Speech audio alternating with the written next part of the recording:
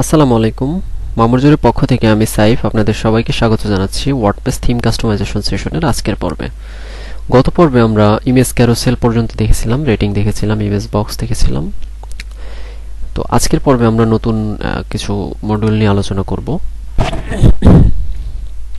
তো সেটার জন্য এখানে আমি নতুন একটা সেকশন নিয়ে নিচ্ছি। এই সেকশনের ভিতরে কাজ করব। তো ইমেজ ক্যারোসেল পর্যন্ত কাজ করেছিলাম, এখন দেখব হচ্ছে বেসিক গ্যালারি। তো বেসিক গ্যালারি এই জিনিসটা কি এবং এটা নিয়ে কিভাবে কাজ করতে পারি। আমরা এখানে যদি বেসিক গ্যালারিটা দেখতে আমাদের এই সেকশনটাকে ফুল উইডথটা করে নেওয়াটাই ভালো হবে। ফুল উইডথ করে নিলে এটা দেখতে একটু সুবিধা হবে। বেসিক গ্যালারি দিয়ে আমরা যদি এখানে কিছু ইমেজ সেট করে নিই, 5টা 6টা ইমেজ এখান থেকে আমরা একটা গ্যালারি আকারে সেট করে দিলাম, তখন দেখবো যে এখানে একটা গ্যালারি হিসেবে চলে আসছে, অর্থাৎ ইমেজ গ্যালারি। এটা আমরা যদি এখান থেকে সাইজটা চেঞ্জ করে দিই, ফুল বা মিডিয়াম, লার্জ, আমাদের কাস্টম কোনো সাইজ আমরা এখান থেকে দিয়ে দিলে সেটা এখানে চলে আসবে। এছাড়া আমরা এখান থেকে যদি 3টা কলামে দেখাতে চাই, এটা 3টা কলামে চলে আসছে। ঠিক আছে, আমরা এখান থেকে একটা গ্যালারি থেকে একটা ইমেজ আর কি মুছে দিই,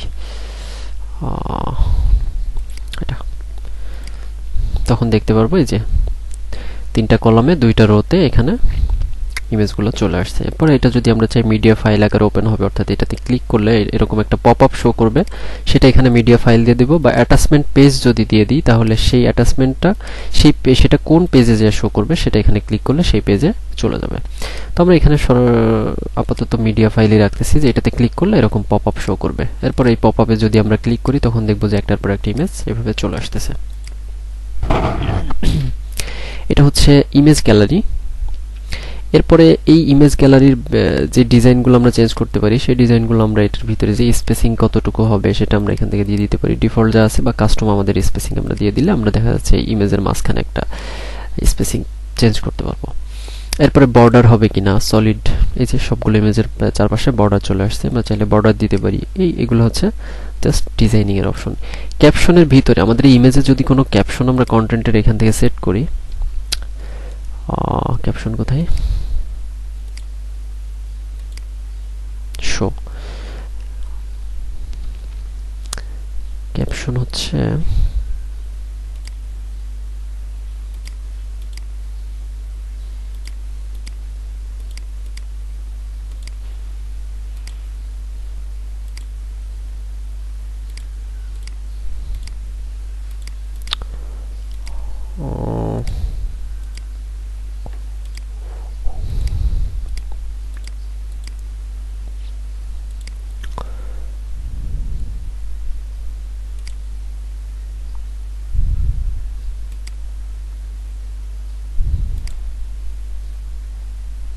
এই যে এইখানে হচ্ছে ক্যাপশন, অর্থাৎ আমাদের এই ইমেজ গ্যালারির ভিতরে প্রত্যেকটা ইমেজের নিচে এখানে কিছু ক্যাপশন অ্যাড করার অপশন আছে। অর্থাৎ এটা হচ্ছে দিস ইজ এ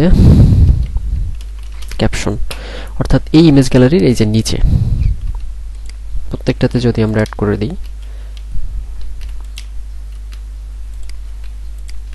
অ্যাড করে যদি ইনসার্ট গ্যালারি দিই, তখন আমরা দেখতে পারবো যে এটার মাঝখানে একটা caption, style caption show, text colour হচ্ছে white,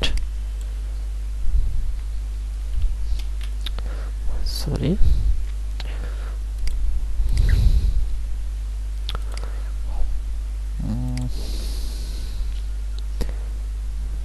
caption show, text colour হচ্ছে ব্ল্যাক।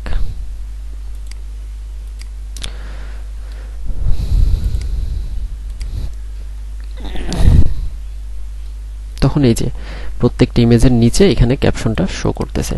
এইভাবে আমরা ইমেজ মডিউলে বিভিন্ন ক্যাপশন অ্যাড করতে পারি। ঠিক আছে, এরপরে যে অপশনটা আছে সেটা হচ্ছে আইকন লিস্ট। তো আইকন লিস্টটা কি? আইকন লিস্ট হচ্ছে, আমরা যদি আইকন লিস্টের মডিউলটা এখানে নিয়ে আসি,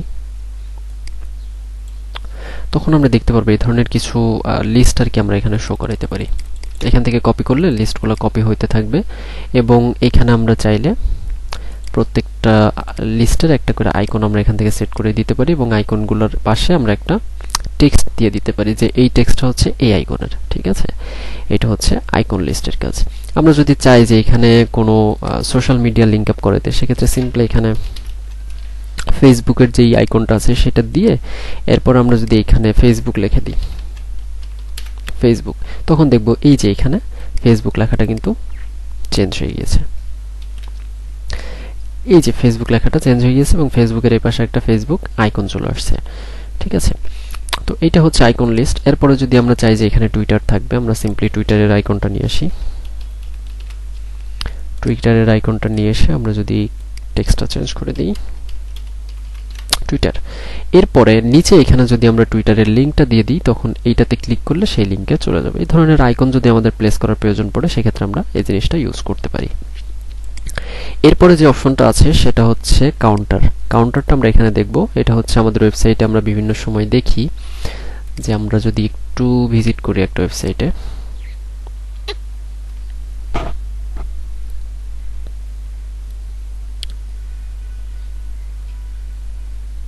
একটু টাইম নিচ্ছে কারণ নেট স্পিডটা একটু স্লো।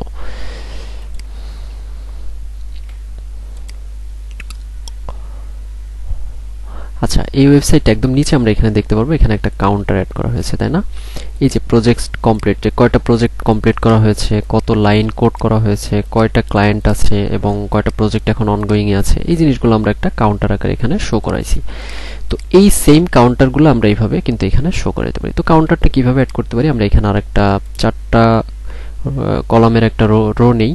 রো নেওয়ার পরে এটার মাঝখানে যদি আমরা এই কাউন্টারটাকে নিয়ে আসি, কাউন্টারটা নিয়ে আসলাম এবং এইখানে দিলাম হচ্ছে স্টার্টিং নাম্বার হচ্ছে 0 থেকে স্টার্ট হবে এবং এন্ডিং নাম্বার এটা হবে হচ্ছে সাপোজ 50 এ এসে কাউন্টারটা থেমে যাবে। নাম্বার প্রিফিক্স, যদি এইটার আগে আমাদের কিছু প্রয়োজন অ্যাড করার প্রয়োজন পড়ে, চাইলে সেটা আমরা অ্যাড করে দিতে পারি প্রিফিক্সের মাধ্যমে। এখানে তো প্রিফিক্স আপাতত আমরা অ্যাড করব না। নাম্বার সাফিক্স, অর্থাৎ এইটার লাস্টে যদি আমাদের কোনো কিছু প্রয়োজন পড়ে অ্যাড করা, অর্থাৎ এখানে 50K অর্থাৎ 50,000 বা এই ধরনের যা কিছু আমাদের সাফিক্স হিসেবে অ্যাড করার প্রয়োজন পড়ে সেটা আমরা এখান থেকে দিয়ে দিতে পারি। এছাড়া অ্যানিমেশন ডিউরেশন কত হবে সেটা আমরা এখান থেকে দিয়ে দিতে পারি। 1000 সেপারেটর, অর্থাৎ এইখানে যদি আমরা 50,000 দেই, তখন এই যে 1000টা সেপারেট হবে কি দিয়ে? এখানে তো এখন কমা আছে, ঠিক আছে? তো সেপারেটর আমরা যদি ডট দিয়ে দিই, তখন এটা এই যে ডট আকারে সেপারেট হচ্ছে, বা ডিফল্ট দেওয়া থাকলে এটা কমা আকারেই হবে। এবং আমরা যদি স্পেস দিয়ে দিই, তাহলে এই যে 1000 এর মাঝখানে একটা স্পেস হয়ে গেছে, অর্থাৎ 50,000, ঠিক আছে? তো এই জিনিসটা আমরা 1000 সেপারেটর দিয়ে সিলেক্ট করে দিতে পারি। এরপরে আমরা এখানে টাইটেলটা চেঞ্জ করে দিতে পারি যে 50 লাইনস অফ কোড, অর্থাৎ আমরা 50,000 প্লাস লাইন কোড করেছি, ঠিক আছে? তো এখানে একটা 1000 সেপারেটর দিয়ে দিই, ডিফল্ট কমা। এরপর আমরা চাইলে এটাকে এখান থেকে এখন ডুপ্লিকেট করি, ডুপ্লিকেট করে এখানে নিয়ে যাই, ওই পাশে নিয়ে যাই, আমরা এই পাশে নিয়ে যাই, নিয়ে যাই এগুলোতে আমরা নাম্বার চেঞ্জ করে দিই, এখানে 50, এরপরে এখানে দিয়ে দিব হ্যাপি ক্লায়েন্টস, আমরা এখানে দিয়ে দিব হচ্ছে